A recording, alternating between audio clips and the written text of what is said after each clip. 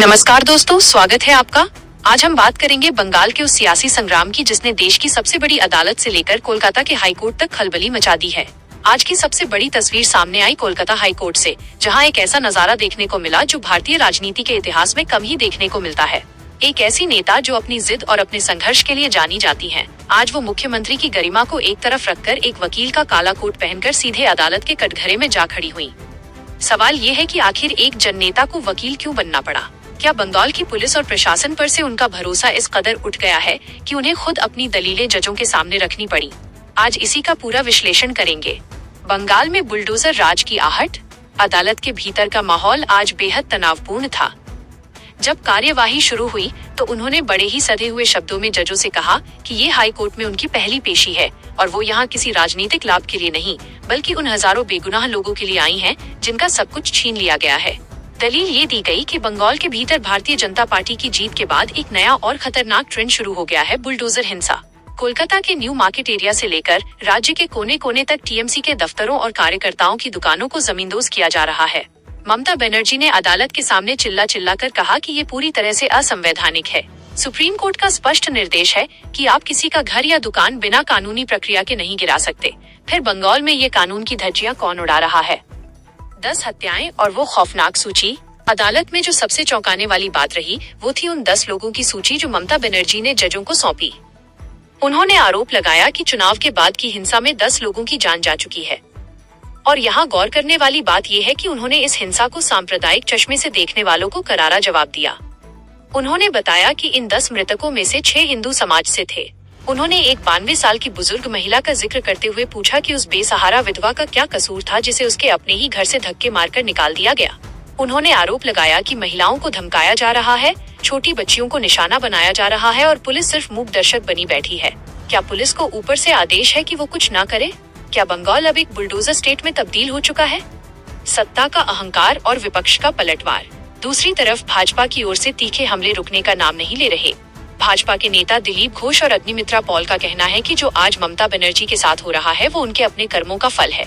दिलीप घोष ने तंज कसते हुए यहाँ तक कह दिया कि अब ममता को अपना सारा समय अदालतों में ही बिताना पड़ेगा, क्योंकि जो पाप पिछले 15 सालों में हुए हैं उनका हिसाब अब होने जा रहा है।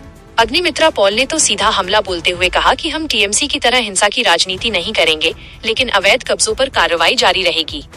अब यहाँ सवाल ये उठता है कि अवैध कब्जा तय करने वाला कौन है? क्या ये काम अदालतों का है या फिर सत्ता में बैठे उन लोगों का जो बुलडोजर को न्याय का प्रतीक मान बैठे हैं? संविधान की शपथ और कड़वी हकीकत। इस पूरे मामले में एक और वीडियो है जो सोशल मीडिया पर आग की तरह फैल रहा है। भाजपा विधायक रितेश तिवारी का एक बयान सामने आया है जिसमें वो कहते दिख रहे हैं कि मैं उनके लिए काम नहीं करूंगा जिन्होंने मुझे वोट नहीं दिया। जरा सोचिए, एक विधायक जो भारत के संविधान की शपथ लेता है, जो कहता है कि वो बिना किसी भेदभाव के जनता की सेवा करेगा, वो खुलेआम एक समुदाय विशेष को दरकिनार करने की बात कर रहा है। क्या ये हमारे लोकतंत्र की जड़ों पर प्रहार नहीं है? क्या सबका साथ सबका विकास का नारा केवल वोट लेने तक सीमित है? और विडंबना देखिए, इस तरह के बयानों पर न तो कोई चुनाव आयोग कार्रवाई कर रहा है और न ही प्रशासन। इंसाफ की डगर बेहद कठिन। दोस्तों, बंगाल की ये लड़ाई अब सिर्फ 2 पार्टियों की लड़ाई नहीं रह गई है। यह लड़ाई बन गई है सिस्टम बनाम नागरिक की। टीएमसी सांसद कल्याण बनर्जी ने भी साफ कहा कि उत्तर प्रदेश का जो बुलडोजर कल्चर है उसे बंगाल की संस्कृति पर थोपने की कोशिश की जा रही है। उन्होंने दावा किया कि अब तक 2000 से ज्यादा कार्यकर्ताओं के घरों को नुकसान पहुंचाया गया है। हैरानी की बात यह है कि जब 27 लाख वोटर्स को उनके अधिकार से वंचित किया गया, जब मामला सुप्रीम कोर्ट पहुंचा तो वहां से भी कोई ठोस राहत नहीं मिली। ऐसे में जब संवैधानिक संस्थाएं मौन हो जाती हैं, तो एक नेता का वकील बनकर सड़क से अदालत तक उतरना उसकी मजबूरी बन जाता है। सत्ता की ताकत और ढहता लोकतंत्र।